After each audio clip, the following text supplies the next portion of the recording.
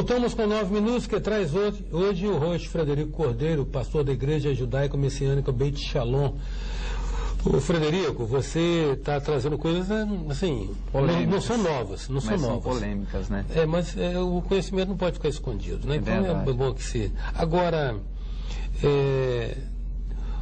as alusões, veja bem, você se refere à Torá. A Torá é o texto clássico, é o texto fundamental da fé judaica, não é? Exatamente. É a base das escrituras. Ela se refere aos 5 primeiros livros do Pentateuco, que se atribui teriam sido escritos por Moisés. Exatamente.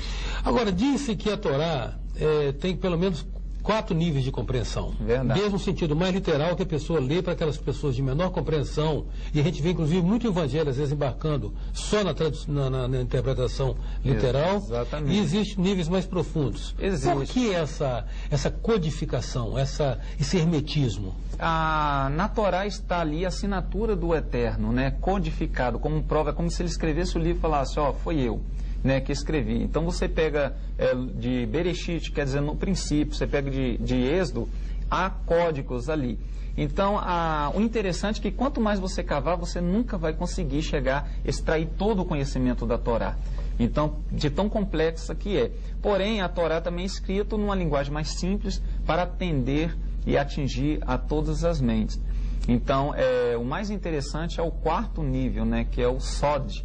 O Sod é os textos, o que está ali oculto dentro da Torá. A Torá, nós cremos que não é simplesmente um livro meramente inspirado, mas a Torá ela é ditada, né, letra por letra, sem espaço, sem ponto, sem vírgula.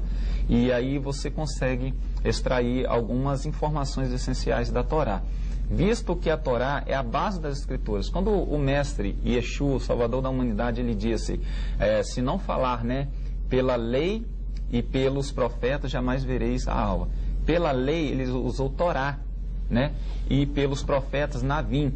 Então, quer dizer, isso vai da primeira letra de Gênesis à última de Malaquias, visto que não existia ali a Brit Hadashah, a nova aliança, né? Então, da Torá como templo.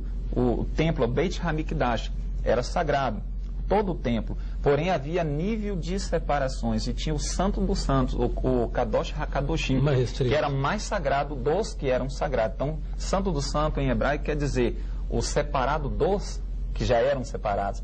Então, assim, a Torá. Nós temos a Torá, nós temos os Ketuvins e nós temos a Brit Hadashah. A nova aliança, que é nada mais uma confirmação da Torá, né? O apóstolo Shaul, conhecido como Paulo, que escrevendo como você vai, como você está guardando a lei, está guardando a Torá.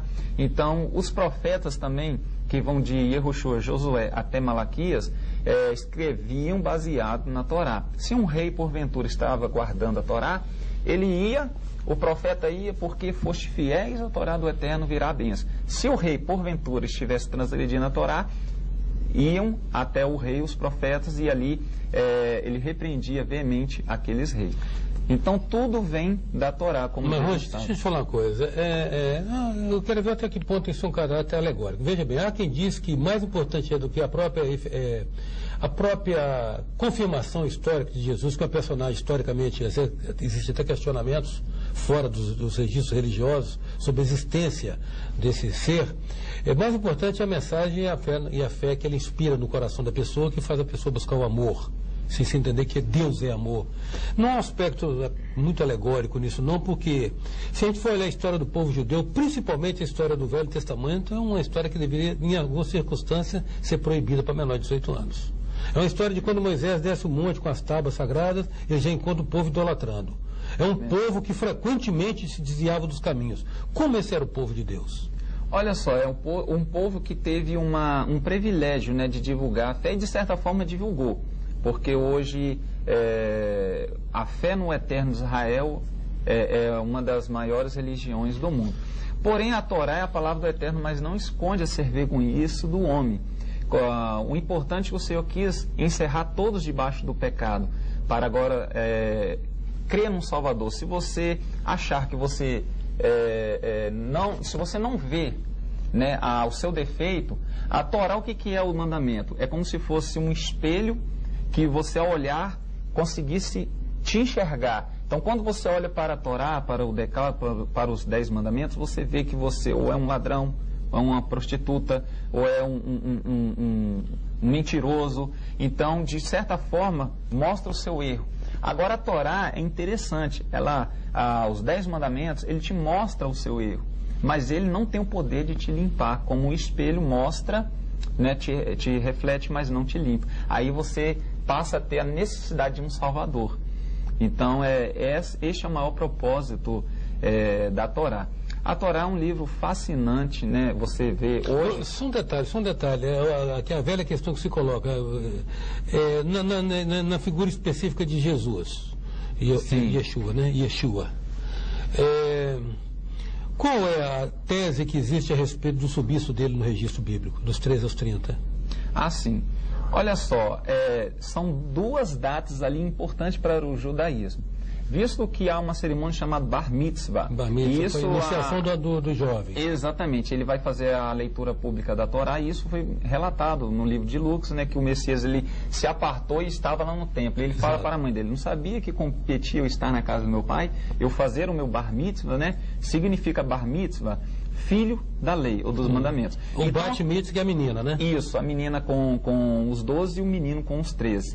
Então, veja que narra ali uma parte importante, que ele é sujeito à lei do pai dele, né, do Eterno de Israel.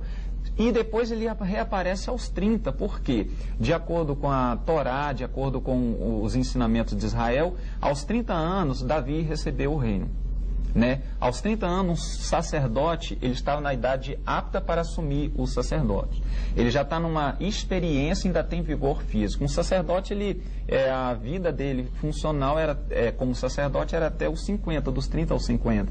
E o Messias foi ungido pela Ruach HaKodesh, pelo Espírito Santo, exatamente com 30 anos.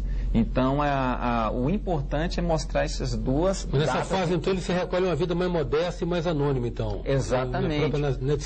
Exatamente. Isso como prova que quebra essa teologia de 100% Deus, 100% homem. Né? Porque ele só faz os seus milagres, o seu primeiro milagre depois da sua unção. Aí ele fala: fui ungido para evangelizar os pobres. Aos 30 anos. Aos 30 anos.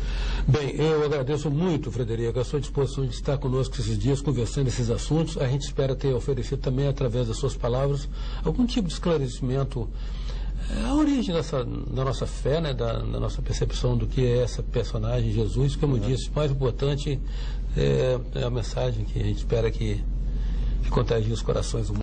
Verdade, eu agradeço a oportunidade, né? Saúdo a todos, né, com Shalom Aleichem, paz seja convosco, e que fiquem essas palavras, né, nos corações das pessoas. Em 9 minutos a gente contou com a presença do Rush Frederico Cordeiro, pastor da Igreja Judaico-Messiânica Beit Shalom. Até já. Sou passageiro.